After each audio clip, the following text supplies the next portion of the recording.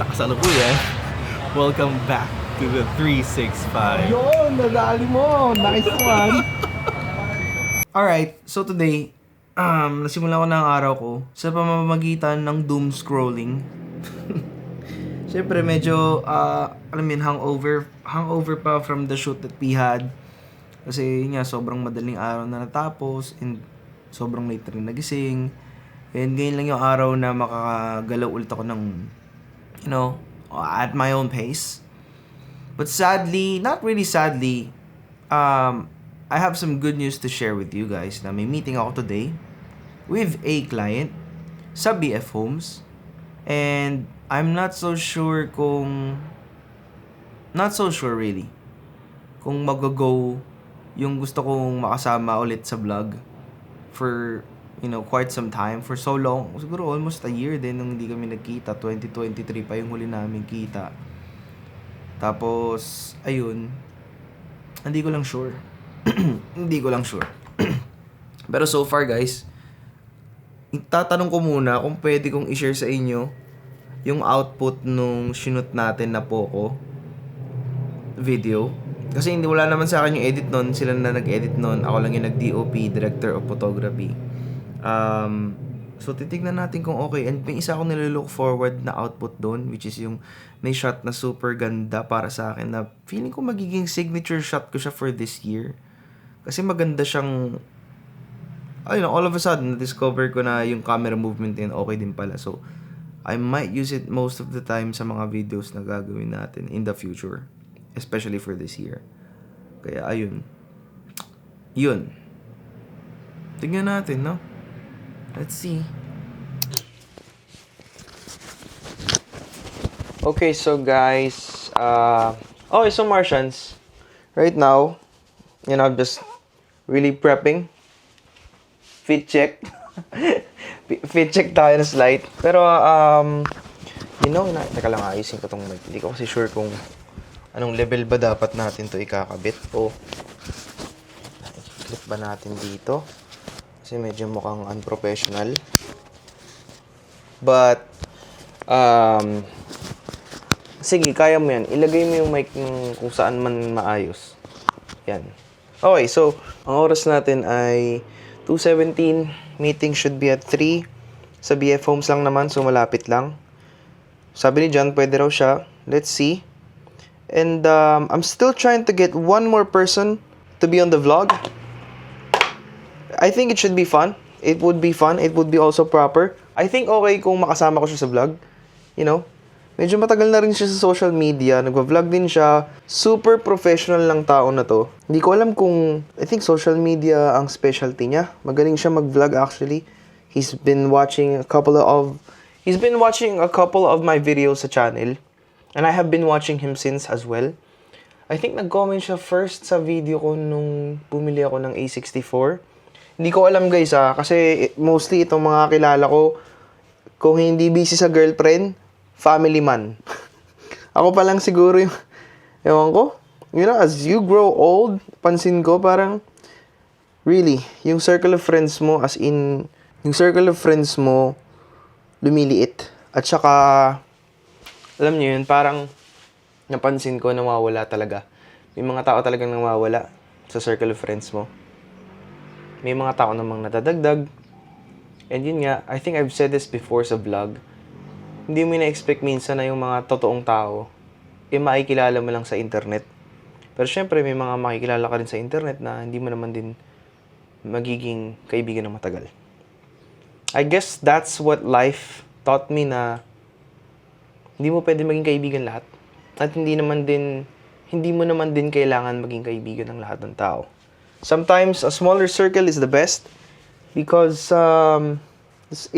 for me, based on my experience, it's much more intimate and di ko alam kung kailan ko ba makakalimutan tong hairstyle na to, tong pagbabangs. But anyways, yun nga, sa friendship, I think a smaller circle will always be better. I don't really need a big group of friends kasi having a big group of friends taught me that, I should just be alone. Man, life sure has taught me a lot of stuff na when it comes to people, you really have to become vigilant. You have to be afraid. And hindi ka basta-basta agad nagtitiwala. But in my case, siguro, as a content creator na rin and a business person, di ko pa masabi full on a businessman, but yeah, I have to be kind to a lot of people, which along the way nag-bear naman ng maraming connections because ever since I'm a kind person, really. A lot of people can vouch for that. Marami akong naging kaibigan na hindi ko na-expect din na sisikat, etc. Alam niyo yun, parang, and honestly, you have to be kind to the right people, but you also have to be vigilant. Basically, itong span ng vlogging na to, natutunan ko na, you know, you get to really work with a lot of people. And ayun, you only get to keep a few of them and not all of them. That's basically how it is. But tara na, tinaldal ko na naman kayo. At may meeting pa tayo. Sana naman after ng meeting ko makipagkita na siya dahil isang taon in the making kung sakali makita na naman kami. At sana rin pwede itong isang inaya ko para maging medyo maganda naman yung kalabasan ng vlog. Kasi, ngayon gamit natin Osmo. Siyempre, gagamitin natin yung S3 kung makakasama natin sila mag-vlog. Pero hindi natin sila makakasama mag-vlog, most probably, hindi sila pwede. Kaya dinaldal ko na rin kayo kasi napansin ko yung videos, kailangan talagang umabot ng pagkahaba-habang 15 minutes, guys. Grabe, no? 5 minuto nag-ayos ng buhok. Well, gano'n kami mga lalaki. Buhok lang yan. Walang makeup. Wala pa akong makeup. Wala pa. So, pero guys, meron akong paboritong scent. Ito. Hindi man ako nagbe-makeup. Joe Malone Wood Sage and Sea Salt. Binili ko to nun sa Japan. Also, sabi ni Bossing, kailangan natin chopstick kasi my lips are always ashy. Or no, choppy. Parang akala mo naman may hahalikan eh. But, yeah. One time, nagpunta kami sa Pampanga. Doon ko na-experience una yung choppy lips. Sumakit dahil siguro nakatutok yung labi ko ng matagal sa aircon. Punta ako sa Robinsons, bumili ako, hindi ko napansin. Paglagay ko, bakit kulay pink yung labi ko? Binili ko lang naman petroleum jelly ata. Pero hindi ko napansin, ito yung nabili ko. Lip balm. Pretty pink. Akala ko, yung pink na yun, parang coloring lang. Yung pala kumulay talaga. And hindi ko alam kung pambabae ba to. So, yeah, I don't know. Anyways, tara na. Punta na tayo sa meeting place dahil baka malate tayo, 2:25 na. Siguro, hopefully, in 30 minutes or so, nandun na tayo. So, let's go!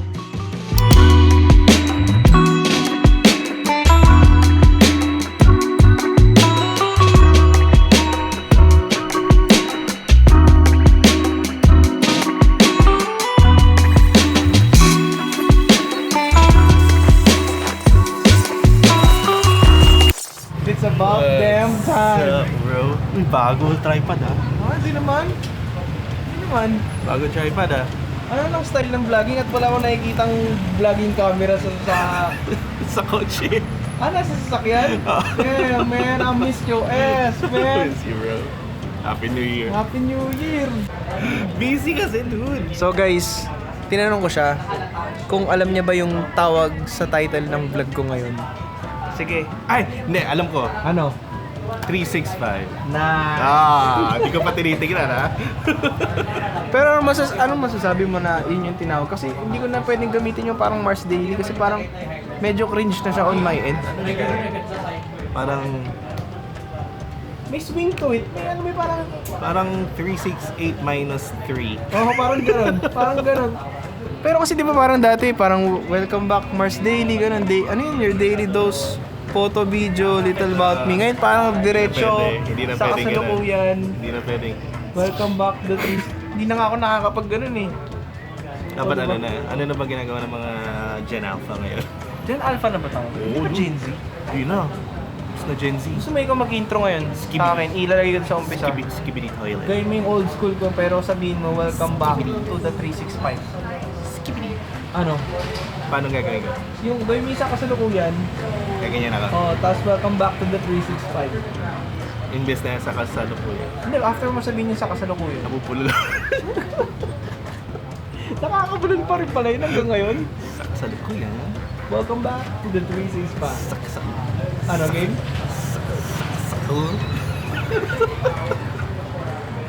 Bulol pa rin ba? Nakakabulol pa rin ba?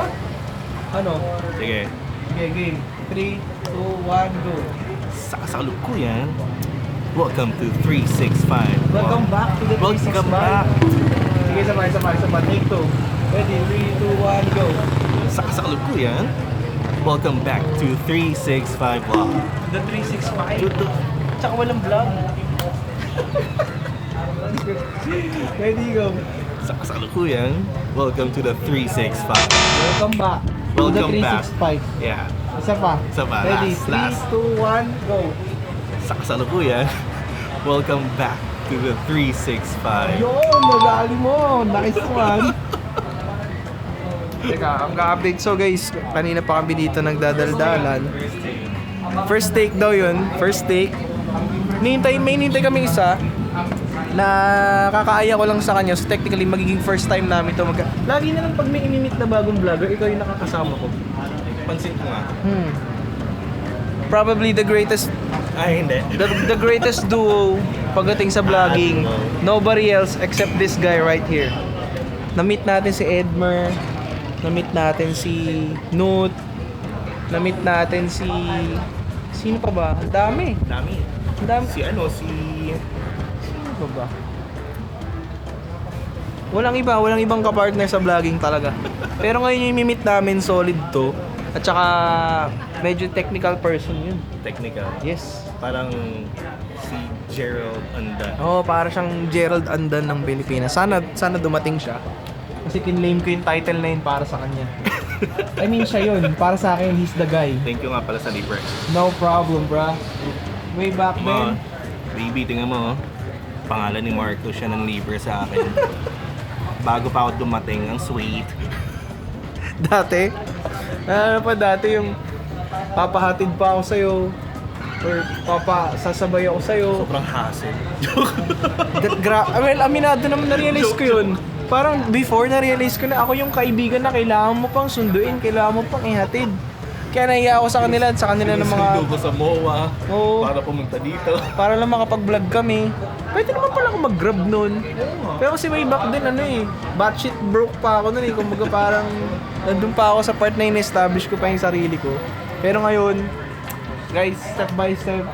Ngayon guys, kung nakikita niyo yung setup nito, may cage na yung camera. Iba na yung tripod, hindi na yung flimsy na gorilla pad. Sira na rin yung... Sira na yung hindi pa. Hindi pa. Pero no, parang may something sa goma. Ewan ko, yung sa akin maayos naman. Hindi pa natutunaw or something. Hindi pa naman. Hindi pa naman. Okay. So, 5K kit is the way to go. Pero hindi ko na siya ginagamit. Ah. Ang ginagamit ko ngayon, DJI Tech? Hindi na rin. hindi na rin. Ulanzi na. Ah. Na may quick release. Ah, okay. Pag nakita ko yan, maingganyo ako niyan. Ang ganda siya, tapos natataas pa. Ah, talaga? Kaya ng camera? Yung maliit ko na pancake na lens. Ah, okay. Pero yung 60 to 35 ko, hindi. Hindi kaya. Tinas ko. So mamaya itutour mo, papakita mo sa akin yung current setup mo ng vlog. Ano sa kayo? Yan, gusto ko yan. Hintayin lang natin yung isa nating kasama, guys. So, I think this is the perfect time to do a John Santana time-lapse. Kasi wala namang ibang pagbabasihan ng vlogging Di ba sinabi ko sa'yo before, kapag wala akong idea ulit kung paano mag-vlog, isang panood ko lang sa vlog mo, alam ko na ulit yung gagawin kong pattern. It's the best style. Safest style. Anyone can do na walang idea sa vlogging. Tsaka yung... Oo, yun. Hindi ko pa nagagawa. Anong bakit? Bakit? Nasira yung mic ko dahil dito. Bakit? May mic ako before, di ba? May mic ako before. At hindi ko sasabihin yung brand name ng mic na yun. Deity? Hindi, Deity gamit ko eh. Ano ba yung gamit mo dati? Ay. Oh, snap! What's up, Martians? What's up? Na-starstruck ako bigla. Oh my gosh, ano ba yan? What up, bro? Aces. Gabi, daming kape ka. Happy New Year. Happy New Year. Happy New Year. Welcome. Vlogception. Yes. Welcome sa 365. Wala. Iwan. Pagod na ako. My gosh. Ay, hindi. Joke lang. Alright. Okay. I shall go. Kita kits, my sir. Ingat kita kits. Mas malamang soon. Oo. Or basta ba ano, sasama Kailangan ka pa natin rin. mag-vlog ulit. Sabihan kita pagka Sige, sige. bumalik ka dito. See ya. Guys, ang tagal nang hindi nagbo-vlog ng tao to. Namomroblema siya sa laman ng vlog niya. Shut up. Sabi ko, Aces sa mga Aces na nanonood ng vlog na to. Petition, comment down below, bring back, #bring back John's Life for 2025. John's Life, di ba?